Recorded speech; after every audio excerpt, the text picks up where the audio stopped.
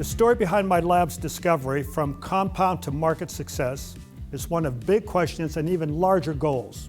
Imagine a future where cancer patients can take less chemotherapy in combination with a growth hormone inhibitor and become cancer-free. Lofty goal.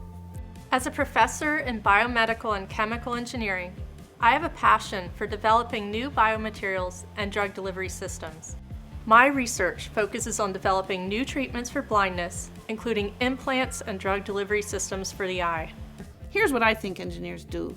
We save the world, or at least make it better. So what engineers like me want to do is we want to figure out how could we switch all the data around from fiber to fiber without having to convert to electricity and back every single time. No 13,000 lasers, no 13,000 detectors, no heat. The critical polymer coating on the Texas stent was developed in my laboratories in the University of Akron. This unique, meticulously designed rubbery molecule named SIBS, S-I-B-S, helped reduce open heart bypass surgery by some 85%. I've been studying materials for cancer diagnostics for over 20 years.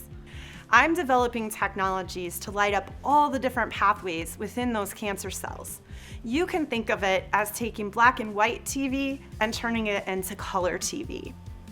In 2012, I was recruited to OSU to start the lung transplant program and build a translational research program. With the help of a lot of talented people, the support of our leadership, we've done both.